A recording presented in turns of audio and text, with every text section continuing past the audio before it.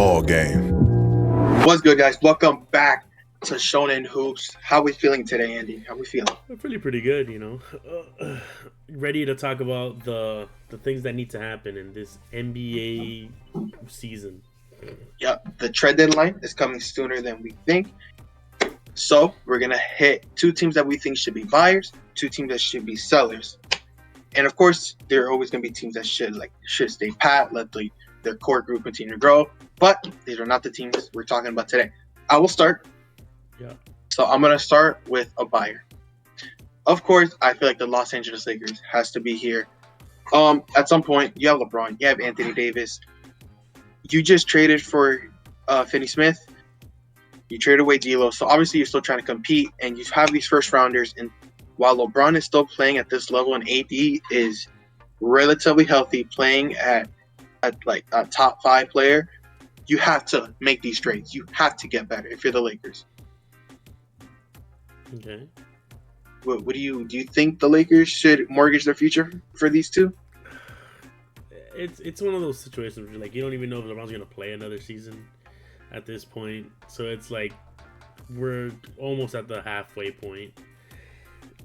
So hypothetically, if LeBron says, "I will play another 2-3 years," well, it's because the thing is with the Lakers, it's like, do they want to sacrifice their future for the next 2, maybe 3 years?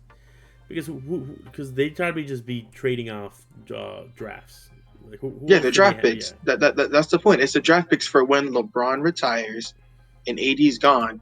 You're gonna suck, and those draft picks are gonna be valuable. The question is for that organization is: are you willing to mortgage that for another chance, another legit chance, another championship? I think they're fine where they are now, if I'm gonna be honest. Like I don't think they need to. Obviously, they're not great. They're not terrible, but they're not where they should be. But knowing how the Lakers are, I think they are gonna end up mortgaging and just like sacrificing their future to get something to help them win now. Which, even if there's not even a lot for them to get, if we're gonna be real here. Because right now they're 6 in the Western Conference. Like, I expect them to eventually trade for Jonas Valanciunas, but that's not going to cost them one of those first rounders. It's going to be a couple of seconds at max and then to match salary. But if Chicago dangles Zach LaVine, who should be selling Zach LaVine for one of your first rounders, do it. I don't know what we're waiting for. Zach LaVine would fit perfect next to Bron and AD. And it's like a trade like that. You have to be willing to move these picks if you're going to keep LeBron and AD. If not, what are we doing? At the end of this year, let LeBron leave, trade Anthony Davis, and just blow it up. Because what are we doing? At some point, make a decision. The worst place to be in the NBA is mediocrity. That is NBA hell, especially if there's no way forward. Yeah, no, I agree. But I think that's what they're going to be. I think they're just going to stay in mediocrity. They might try for some people, but I don't think it's going to push them where they need to be. Sad to say that the West is too much of a dynamic monster with just powerhouses on top of powerhouses because of good trades that were done. And I think the Lakers need to be... I actually do think that they should take the let them go, let their contracts run up, because they have to plan for the future. I don't think they're going to be getting no championships within... Even if LeBron stays another 2-3 years, they're not getting. I don't think they get to the summit again. Not in the rest of his career. So my personal opinion is just stick with what you got, and then just hope that your ownership can actually make good choices and get good picks for you later on. But, so for me, well, we kind of had the same one, which is like the Heat. So I was a bona fide seller because we've had basically all of January just Jimmy Butler saying not happy anywhere but here. And so So my question is, how far does your seller go? Because I feel like that's where we might disagree. Because for the Miami Heat, I have as they should sell. For what? I guess is my list does not stop at Jimmy Butler. Okay. That's fair. I mean, if we trade him anyway, we'd probably send someone else. It'd probably be like him and Terry Rozier, but it's just their contracts. Who else? That's not what I'm saying. I am saying that Miami Heat should move Butler, Bam and Tyler Hero They would at not. this point. They would not even think. They about probably it. won't because Pat Riley is stubborn, and that's why the Heat are where they are. Yeah, sixth. But you're not without Jimmy Butler, with this current team as constructed, without Jimmy Butler, losing Butler for nothing essentially because you're refusing to move him. That's okay. You're gonna first round exit. Why you're not gonna get? And if you do trade Jimmy Butler, because of how it is, he is a free agent at the end of the year. He's not re-signing, so you're not gonna get a lot. You're not gonna get equal value for Jimmy Butler. Mm-hmm. I don't believe Tyler Hero and Bam Adebayo, because they got paid already. In this NBA world, you have to be able to get ahead of the curve before it's too late. Tyler Hero and Bam Adebayo are not good enough to be your number ones. I don't believe, or haven't shown it yet. Bam hasn't taken that offensive leap I thought he was going to take. Tyler Hero, I feel like his ceiling is being that second option at best. If he don't have room to get the number one option, and at that point, I feel like you should just burn it to the ground, consolidate the picks, you get the value off Hero and Bam while you can, and move on. They won't. It's not gonna happen. They're gonna be stubborn and stick with it. And it's already been said that Jimmy Butler did already talk to Mickey Anderson today, and they've somehow worked out a deal where he might just end up staying. That's been the update that I've gotten so far. That they've had a conversation, and it looks like that Jimmy Butler's gonna be staying. In the end, if Jimmy Butler wants money, the only place that's gonna give him money is the Miami Heat, because no other place is gonna be paying him $50 million. Let's be real here. Do you think Pat Riley's about to give him 50 for the next 4? But nope. He can sign the player option that he has, and that's it. No, but what I'm saying, like, if Pat Riley's not willing to give him a deal, so now at this point, I'm not even asking you as what the Heat will probably do, because I agree, the Heat probably won't do it, Nope. and they'll be stuck in the middle. As a fan, what would you want the Heat to do?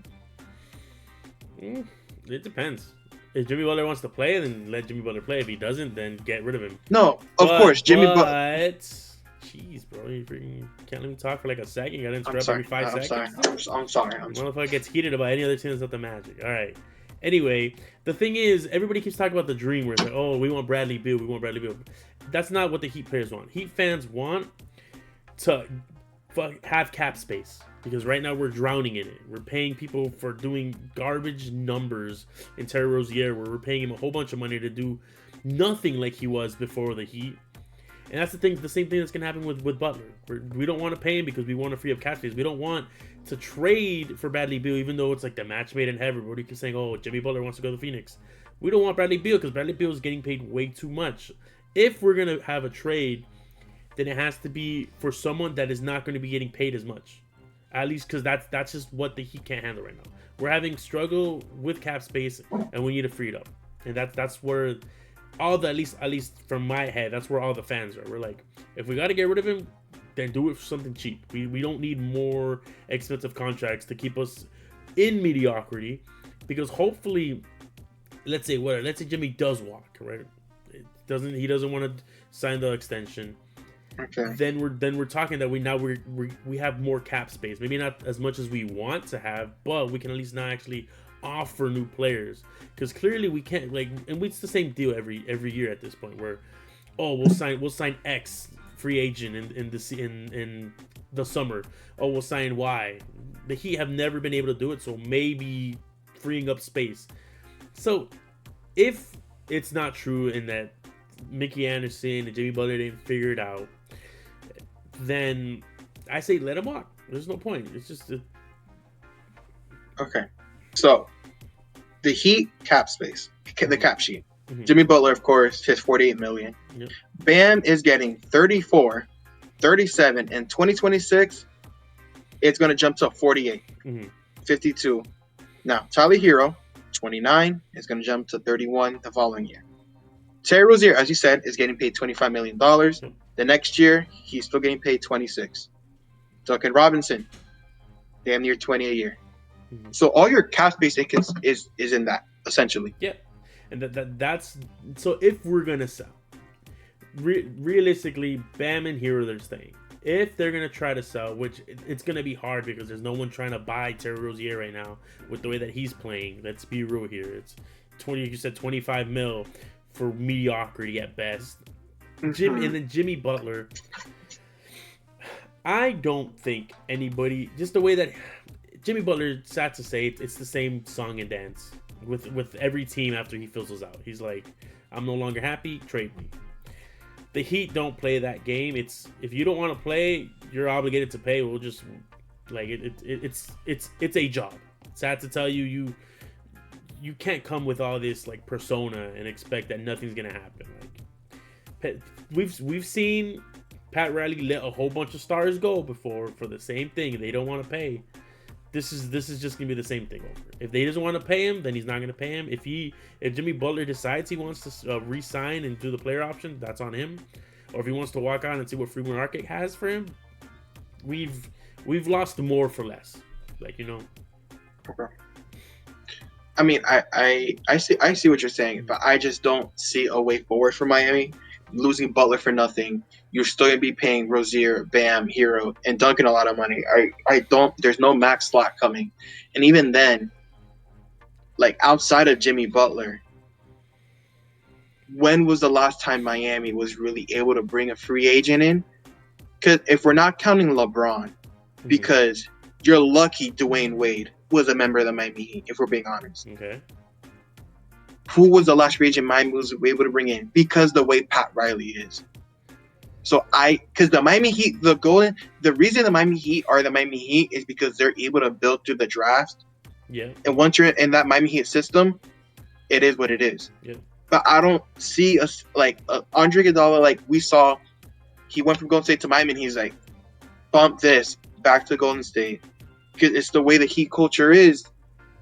I personally just don't see a way forward with Miami leading with Bam. And I feel like, don't get me wrong, I love Bam as a player. I love Hero as a player. I feel like Miami Heat could get a lot of value out of those two guys, especially Bam Adebayo, who hasn't been like statistically stellar this year, but I still believe he's a top center in this league. And you could get a lot of value and restart a rebuild around Jaime. See what Jaime Jaquez can do as with a bigger role. Jovic and all these other guys. I don't think. Sad, it won't happen just because I think they put too much faith in Bam. Bam has too much faith in the Heat. Realistically, the only way the future for them is just to find the same issue that they've always been trying to find, which is just, I think in my head it's always going to be Hero and Bam are going to stay no matter what, and they're always going to, and they're just going to build up the people that they draft, no matter if they just want to stay mediocrity. That's the issue of the players. And obviously the organization, because they have to like find and try to grip people, because like you said, we really don't get people unless it's for trades. We're not a great free marketplace, but that's because of the same issue of money. It's always been a money thing, and that's why we can't. Which is crazy because y'all got South Beach, which is crazy. But okay, so we took care of Miami. We talked about the Lakers. So another team that I feel should buy are the Atlanta Hawks. So the Atlanta Hawks. Mm-hmm. I'm very happy with how their season has played out. Trae Young has been playing extremely well. Dyson Daniels has broken out. Jalen Johnson is playing well. Clint Capella is doing Clint Capella things. Hunter has had reemerged as a important role player for them. I feel like the Atlanta Hawks should be a buyer, not necessarily for this year, because I still feel like they're gonna make it to the playoffs the way this Eastern Conference is headed, or at least the play-in tournament. But continue to buy towards your final goal and continue to build, because you're finally building this team the right way around Trae and pieces that complements him, not necessarily will coexist with him. Mm-hmm. Trae's finally playing off the ball. Dyson Daniels is a perfect two guard next to him. And whether that piece is a bigger star, I don't think it's Zach LaVine, but like whoever ends up emerging sooner, let's say another star gets disgruntled, because I don't think Jimmy Butler's that is the answer either. Yeah. But a guy like Cameron Johnson, which a lot of teams should be going for. Orlando's one of them. Oklahoma City is one of them. If Atlanta, I don't know if Cam Johnson is the answer for Atlanta, but I feel like once a group of certain players make themselves available, the Atlanta Hawks have to be buyers and continue to build to this team. So are you saying that they need to go for I guess a forward or center? What do you like? I still like Clint Capella, and that's up to them to decide whether or not Clint Capella is still the center moving forward. Okay. But your backcourt is decided. I like Jalen Johnson a lot. Honestly, it's that forward next to Jalen Johnson, and then make a decision on Clint Capella. Okay. All right. That's fair. I agree with you though, because I think Atlanta is like on the cusp of becoming one of the best teams in the East, which is kind Mhm. of hard to say because the East is growing ever so slightly to being, as competitive as the West. We Detroit is also on their way, who Yeah, have exactly. rattled off a bunch in a row. It's Atlanta. Like you said, I think Atlanta's just missing that one piece. But the issue is, it's just I feel like Trae Young is such a special type of player where it's like you can't get a shooter because they tried to do that with DeJounte and it didn't work. So they have to find someone that I think puzzle pieces like as perfectly as what they need. And I honestly feel like I think yes, Clint Capella is great, but I think getting them a really good center would probably take them over the limit because I feel like they have Jalen Johnson, which is great. As you said, Dyson Daniels has also been great for them. I think for them they either need like a. I think they just need a big. I think they need a big that just takes it to another level. That'll be even. That I think that's the one piece that's missing for Atlanta. But yeah. Okay. Yeah, that's completely fair. God damn it, Chris. Make my editing fucking hell. Good. Yes. Okay. So now, finally, the next seller, which can be very controversial, but they turned it around as of late. The Sacramento Kings. Okay, I agree with you actually. Right. The Sacramento Kings are in a very, very weird situation. They are currently sitting ninth in the Western Conference. Yep. Now, you fired Mike Brown. You have to. I don't like their ceiling. So yes, I don't like their ceiling. They're ninth in the Western Conference, and I don't see how they reach that next level because you're paying Malik Monk again. This has all like at this point because of the damn second apron and how the financially the league works now. I feel like NBA teams are better off getting ahead of the curve. Mm-hmm. And if you no longer have this 7-8 year window, it's more of 3 to 5, 3 to 4 years of being able to really compete. Yeah. Minnesota is an example of you made an idiotic trade because you tried to save a little money, and now y'all suck. You're not what y'all were. You're not what y'all expected to be. And if you're Sacramento, it's can you compete with the up and coming San Antonio Spurs in a couple years? Yeah. The Clippers are better than you without Kawhi Leonard for the majority of the year. Denver's still better than you. Oklahoma's held better than you. Houston has arrived as the young team. Where is Sacramento going from here? You have De'Aaron Fox. You have Sabonis, who I feel like could be two valuable trade pieces. Sabonis is a little bit tricky because he's a specific type of center. Yeah. But De'Aaron Fox can go anywhere. Yeah. Malik Monk is attractive for anybody. DeRozan is tricky because he's a very specific player as well. He's a bucket getter and has made incredible shots for Sacramento this year. But at a certain point, what's the way forward? Like, what's like the Sacramento's plan to get to champion? Unless you're cool with being a playing team, first round, tough out, what's the point? No, I agree with you completely.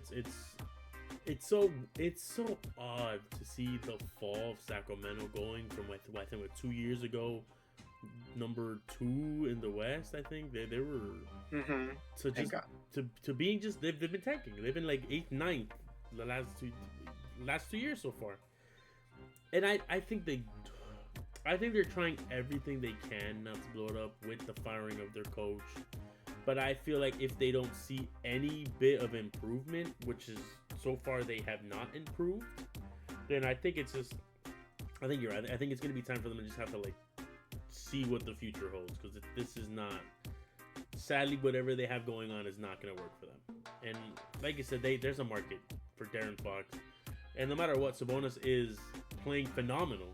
He is. He's averaging a double-double, but. I think they have to either knowing this team though they're gonna see how it goes in the playoffs, and then they're gonna see that if it obviously it's going to fail at some point. They're gonna get bounced. Yeah, you're not beating Houston. You're not beating Oklahoma City. But that's just how teams are for some reason. Where it's like, okay, we'll just wait until maybe we same way as any team, especially the Heat is the most guilty. It's like, oh, we'll activate our superpowers when the playoffs start. That's not how it works. The same team that you're in the season is the same team you're going to be going into in the play-ins or in the playoffs. If you're struggling now, you're going to struggle then. So hope to see some changes. We're still got like less than a month now, but I think Sacramento's going to stick with what they have, and I think they're going to maybe change some stuff in the summer after they get bounced.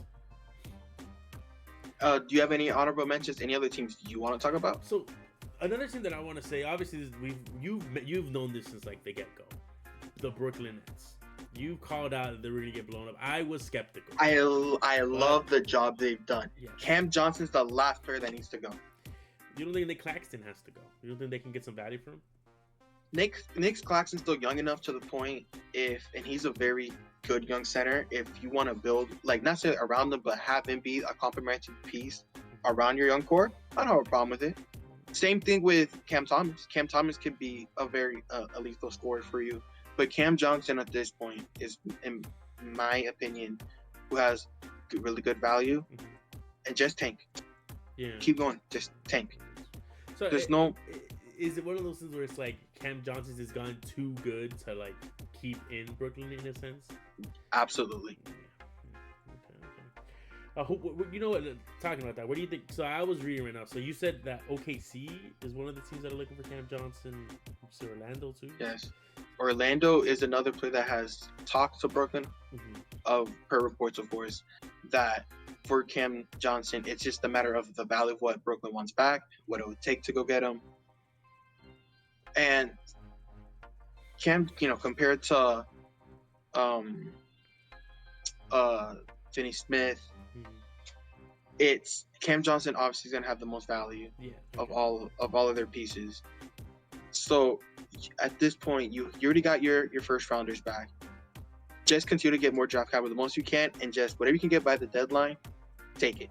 If you're Brooklyn, you're tanking anyways. Cam Johnson's gonna win you games you shouldn't be winning to end the year. That's true. They did have to get rid of people because they were winning. They were 6th in the East and they were winning too much. And then they moved everyone. Yep.